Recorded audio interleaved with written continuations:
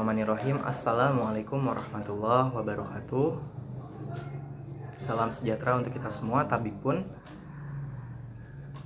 kami kelompok 1 dari proyek usaha mandiri budidaya ayam kampung dengan pakan tambahan ekstrak kunyit Curcuma longa dengan kelompok Rahmat Pratama 1975-1053, Kadek Anggi Sintia Dewi 1975-1036, Holi Kusumawati 1975-1038 akan membawakan presentasi kami tentang proyek usaha mandiri kami.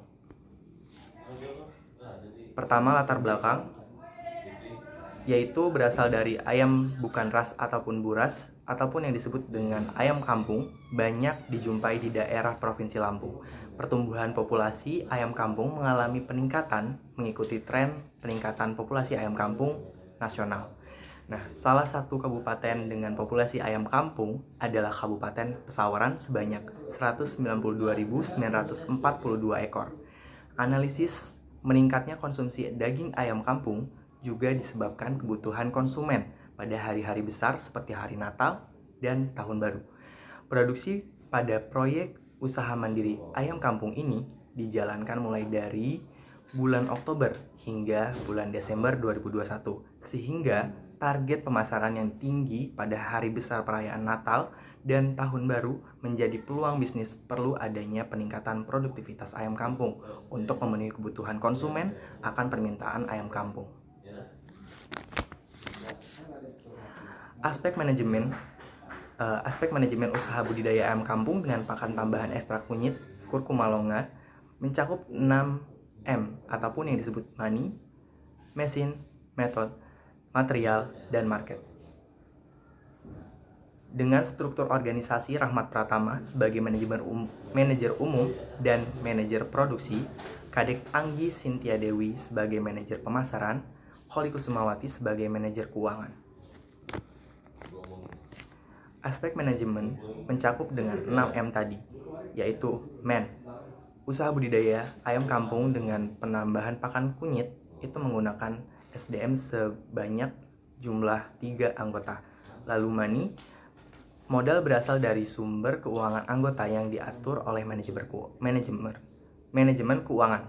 Lalu metode ataupun yang disebut dengan metode itu penambahan rempah berupa kunyit yang digiling dan dijemur dan kemudian dihaluskan menjadi berbentuk bubuk yang tujuannya untuk meningkatkan bobot ayam kampung. Lalu material ataupun dengan bahan baku, usaha budidaya ayam kampung ini menjadi tambahan pakan kunyit menggunakan beberapa material, yaitu DOC, pakan ayam, lalu kunyit, dan lain-lain sebagainya. Lalu mesin ataupun machine itu peralatan yang kita gunakan dalam proyek usaha ayam kampung ini dengan penambahan ekstrak kunyit ialah tempat pakan, tempat minum, sapu lidi, dan lain sebagainya. Selanjutnya ada market ataupun pasar. Pemasaran hasil usaha ayam kampung dengan pakan tambahan kunyit dilakukan di sekitar daerah Pesawaran dan sekitarnya, juga di wilayah Politeknik Negeri Lampung dan Bandar Lampung sekitarnya. Untuk perencanaan produksi sendiri, kami dimulai dari persiapan kandang, lalu di tahap check-in ataupun pemasukan bibit ayam, selanjutnya pemeliharaan dan tahap pemasaran sampai dengan pengkarkasan dan juga penghitungan laba ataupun pemasaran. Selanjutnya ada metode pelaksana.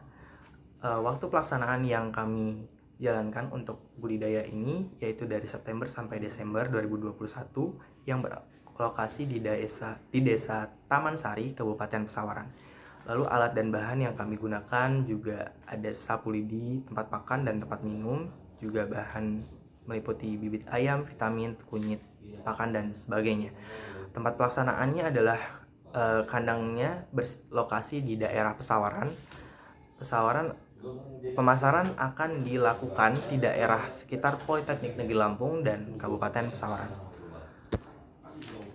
Lalu proses produksi konversi pakan yang diketahui bahwasanya kami menggunakan bubuk kunyit untuk dijadikan konversi pakan. Untuk prosesnya adalah ekstrak kunyit yang diberikan terlebih dahulu itu dikeringkan hingga mencapai kadar air 15%, lalu digiling hingga halus, sehingga proses penggilingan ini dilakukan dengan secara manual menggunakan sinar matahari dan menggunakan oven. Lalu proses penggilingan di kunyit ini dilakukan dengan menggunakan alat penggiling. Selanjutnya akan dijelaskan oleh saudari saya bernama Kadik Anggi. Baik, di sini saya akan melanjutkan presentasi dari Saudara Rahmat pertama, yaitu bauran pemasaran. Yang pertama yaitu produk. Produk yang dijual adalah ayam kampung. Tempat atau place. Pemasaran dilakukan di sekitaran daerah Pesawaran dan sekitaran kampus Politeknik Negeri Lampung. Selanjutnya yaitu promosi atau promotion. Menggunakan media sosial antara lain WhatsApp, Instagram, Telegram, dan TikTok. Selanjutnya yaitu harga atau price. Harga yang ditawarkan yaitu sekitar 40 sampai 50 ribu per kilo, tergantung dari bobot ayam kampung tersebut. Selanjutnya yaitu aspek pemasaran. Yang pertama, segmentasi. Pasar yang ditawarkan kepada konsumen adalah ayam kampung, bentuk karkas ataupun hidup. Daerah yang dituju adalah sekitaran Bandar Lampung dan kampus Politeknik Negeri Lampung, seperti Gang Senen, Gang Citra, Haji Mena, dan sebagainya. Selanjutnya yaitu targeting. Pemasaran dilakukan dengan survei pasar untuk menganalisis potensi yang terjadi di lapangan.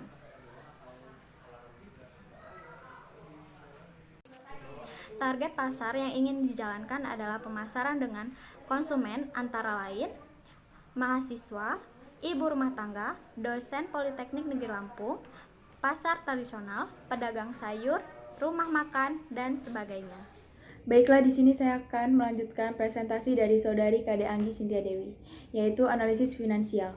Analisis finansial bertujuan untuk mengetahui perkiraan, pendanaan, dan aliran kas proyek sehingga dapat diketahui layak atau tidaknya rencana bisnis yang akan dilaksanakan. Analisis perhitungan biaya pada pembesaran ayam kampung adalah sebagai berikut. Yang pertama yaitu TC atau total biaya, yaitu total keseluruhan biaya tetap dan biaya variabel yang terdiri dari biaya bahan, biaya tenaga kerja, dan biaya lain-lain, yaitu sebesar 3.010.000. Yang pertama yaitu total biaya atau TC. Total biaya yaitu total keseluruhan biaya tetap dan biaya variabel yang terdiri dari biaya bahan, biaya tenaga kerja, dan biaya lain-lain, yaitu sebesar 3.010.000. Hasil tersebut berdasarkan perhitungan TC sama dengan TVC ditambah TVC. Yang kedua yaitu HPP, harga pokok produksi. Penjumlahan dari total biaya dibagi dengan Q, kuantitas, yang diperoleh sejumlah Rp31.052. Kemudian untuk harga jual sendiri yaitu Rp45.000. Yang ketiga yaitu ada penerimaan atau TR.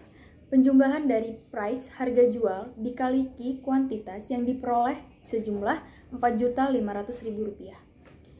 Yang keempat yaitu keuntungan. Penjumlahan dari penerimaan dikurang dengan total cost atau total biaya yang diperoleh jumlah Rp1.395.000. Baiklah, yang kelima yaitu RC rasio. RC rasio penjumlahan dari penerimaan dibagi dengan total cost atau total biaya yang diperoleh sejumlah 1,45, maka dapat dikatakan usaha ini layak karena RC lebih besar dari 1. Yang keenam yaitu BC rasio. Penjumlahan dari keuntungan dibagi dengan TC atau total biaya yang diperoleh sejumlah 0,45, maka dapat dikatakan usaha ini layak karena BC kurang dari 1. Yang ketujuh yaitu BEP unit. Penjumlahan dari biaya tetap dibagi dengan price dikurang biaya variabel diperoleh sejumlah 6,82 unit. Yang terakhir yaitu BEP rupiah. Penjumlahan dari biaya tetap dibagi dengan 1 dikurang biaya variabel dibagi price diperoleh sejumlah Rp307.96. Baiklah, cukup sekian presentasi dari kelompok kami. Jika ada salah kata, kami mohon maaf. Kami akhiri. Wassalamualaikum warahmatullahi wabarakatuh.